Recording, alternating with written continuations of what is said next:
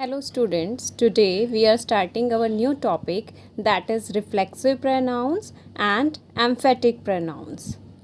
ठीक है, अब रिफ्लेक्सिव प्रोनाउन और एम्फेटिक प्रोनाउन में सेम ही वर्ड्स यूज़ होते हैं, यानी कि दिखने में दोनों एक जैसे हैं, पर ग्रामेटिकली या सेंटेंस में यूजेस के अकॉर्डिंग हम उनको डिफ्रेंशिएट करते हैं। दोनों ही टाइप ऑफ प्रोनाउन में हम my self, your self, yourselves, ourselves, himself, herself और themselves वर्ड्स यूज़ करते हैं। यानी कि सिंगुलर प्रोनाउन के साथ हम सेल्फ वर्ड यूज़ करते हैं और प्लूरल प्रोनाउंस के साथ हम सेल्फ वर्ड यूज़ करते हैं।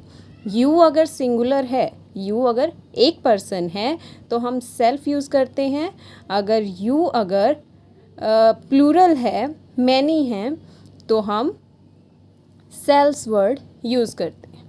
ठीक है, अब इनकी सेंटेंस में आइडेंटिफिकेशन कैसे हो कि कहाँ पर ये रिफ्लेक्सिव हैं और कहाँ एम्फेटिक प्रोनाउन की तरह यूज़ हुए हैं, उसके लिए हमें इनको अच्छे से समझना होगा। तो सबसे पहले शुरू करते हैं रिफ्लेक्सिव प्रोनाउन से। Reflexive pronoun as the name suggest कि रिफ्लेक्शन, यानी कि सब्जेक्ट को अपनी ही रिफ्लेक्शन दिख रही है। ठीक है, जैसे हम मिरर में देखते हैं तो हमें अपनी ही रिफ्लेक्शन दिखती है, इसी तरह से रिफ्लेक्टिव प्रोनाउंस वो प्रोनाउंस होते हैं जिसमें सब्जेक्ट कोई काम करता है और उस काम का असर या प्रभाव उसी पर पड़ता है, यानी कि ऑब्जेक्ट जो है वो सब्जेक्ट ही ऑब्जेक्ट का काम करता है। ठीक है, समझते हैं डेफिनेशन से। Pronouns are called reflexive pronouns when the action of the subject turns back on the subject. ठीक है, जब सब्जेक्ट का कोई एक्शन सब्जेक्ट को ही प्रभावित करता है तो उसे हम कहते हैं, वहाँ पर हम रिफ्लेक्सिव प्रोनाउंस यूज़ करते हैं। ठीक है, एग्जाम्पल के थ्रू समझते हैं। He hurts himself. ठीक है, यहाँ पर क्या है, ही हर्ट्स हिमसेल्फ। सो हिमसेल्फ यहाँ पर एज रिफ्लेक्सिव प्रोनाउन यूज़ हुआ है क्योंकि जो एक्शन सब्जेक्ट ने किया उसका प्रभाव सब्जेक्ट पर ही पड़ा। तो ही के लिए हम जो रिफ्लेक्सिव प्रोनाउन यूज़ करते हैं दैट इज़ हिमसेल्फ। अगर यहाँ पर कहते हैं कि ही हर्ट्स राम श्याम, तो वो तो थर्ड पर्सन को उसने अफेक्ट किया, पर यहाँ पर रिफ्लेक्सिव प्रोनाउन बता रहा है कि ही ने खुद को ही हर्ट किया। ठीक है, next, reflexive pronouns are usually object of the verb. You know the sentence formation, subject, verb and object. जब ये words myself, yourself, ourself, ये जब वर्ड्स एज ऑब्जेक्ट यूज़ हो रहे हैं, इमीडिएटली आफ्टर द वर्ब ये role play कर रहे हैं रिफ्लेक्सिव प्रोनाउंस का। ठीक है, यानी कि doer of the subject and receiver of the doer of the action and receiver of the action are the same person. ठीक है, जैसे आई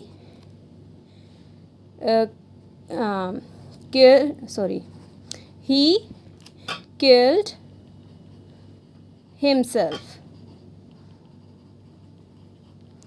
ठीक है, so killed is the verb और उसका इमीडिएट ऑब्जेक्ट क्या है, जो एकदम उसके बाद जो ऑब्जेक्ट आ रहा है दैट इज़ हिमसेल्फ। यानी कि रिफ्लेक्सिव प्रोनाउन को रिफ्लेक्सिव बनने के लिए इमीडिएटली आफ्टर वर्ब आना होता है। ठीक है, अगर हम कहें कि सब वर्ब के बाद कोई और वर्ड है तो दैट वहाँ पर हम रिफ्लेक्सिव प्रोनाउन यूज़ नहीं कर सकते।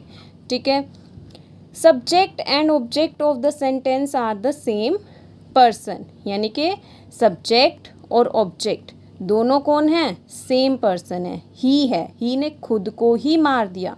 ठीक है, सो यहाँ पर जो एक्शन हो रहा है that reflects back on the subject. ठीक है, एग्जाम्पल्स के थ्रू समझते हैं। We often deceive ourselves. यहाँ पर आवर सेल्स जो है that is a reflexive pronoun, क्योंकि जो आवर सेल्फ है that is referring back to the subject that is we. It is coming after the verb deceive. Deceive यहाँ पर verb है और आवर सेल्स जो है that is coming immediately after the verb. ठीक है, और हम खुद को ही क्या करते हैं, धोखा देते हैं. One more thing here is कि जब हम सेंटेंस से रिफ्लेक्सिव प्रोनाउंस को हटा दें तो सेंटेंस जो है अपना मीनिंग खो देता है या उसका मीनिंग ही बदल जाता है. जैसे अब इसी सेंटेंस में है, if I hide ourselves then the sentence will be incomplete. We often deceive. अब एक क्वेश्चन रह जाता है कि क्या. ठीक है, सो उसका आंसर क्या है, आवर सेल्स. ठीक है, सो in reflexive pronoun, reflexive pronouns comes after the verb. It subdoer and receiver of the action is the same person. और अगर हम रिफ्लेक्सिव प्रोनाउन को सेंटेंस से हटा दें तो उस सेंटेंस का मीनिंग बदल जाता है. इसी तरह से do not touch that electric wire, you will hurt yourself. You will hurt yourself, तुम खुद को ही हर्ट कर लोगे. यानी कि सब्जेक्ट का सेंटेंस का रिसीवर और डूअर सेम पर्सन है and reflexive pronoun is coming after the verb. ठीक है, next the terrorist shot himself.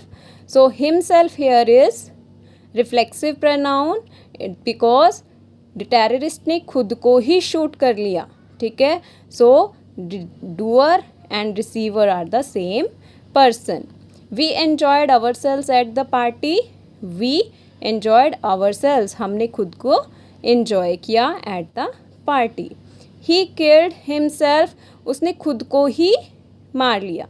ठीक है, he killed himself. So himself is the reflexive pronoun और action के बाद यानी कि verb के बाद हम use कर रहे हैं इसे as an object. Riya gave herself a lot of trouble. यहाँ हर सेल्फ जो है that is a reflexive pronoun. Next is emphatic pronouns. Emphatic pronouns में भी हम सेम वर्ड्स यूज़ कर रहे हैं. Myself, ourself, yourself, himself, herself, itself और देम सेल्फ. ठीक है, सिंगुलर के लिए सेल्फ, सिंगुलर प्रोनाउन के लिए सेल्फ और प्लूरल के लिए सेल्स यूज़ होता है. ठीक है, अब एम्फेटिक प्रोनाउन नेम से ही क्लियर है. It is use to emphasize in the action of the subject.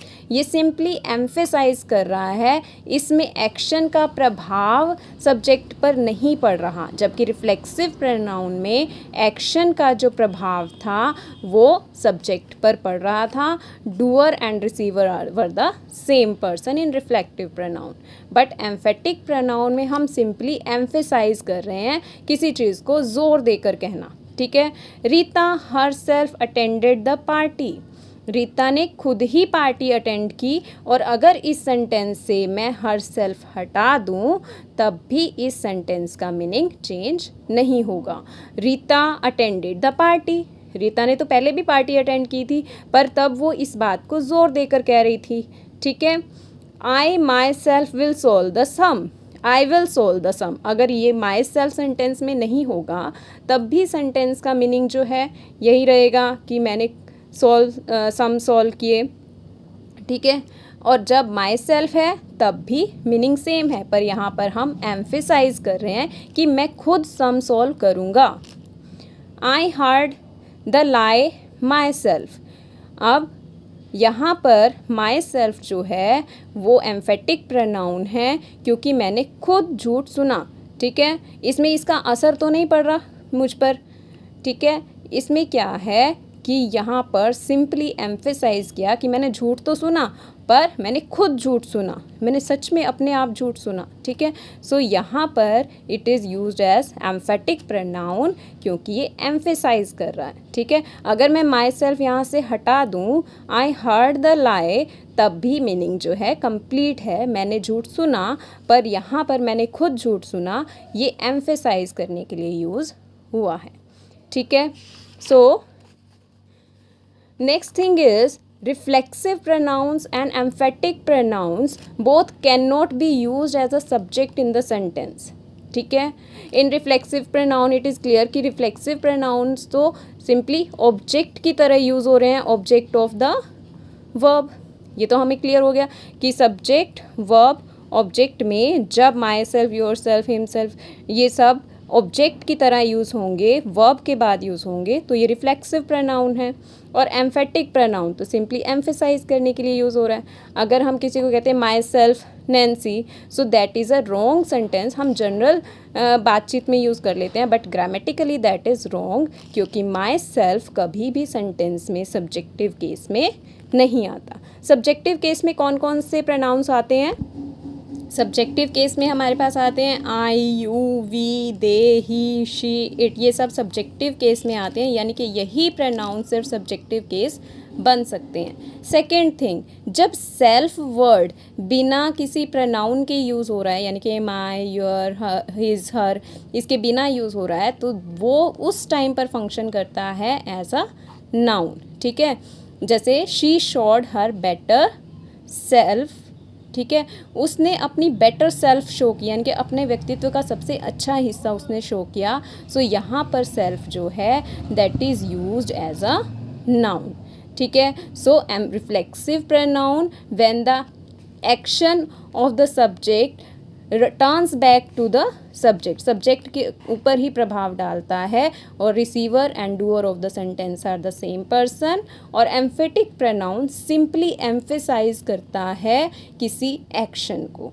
ठीक है, so this was all about emphatic and reflexive pronounce.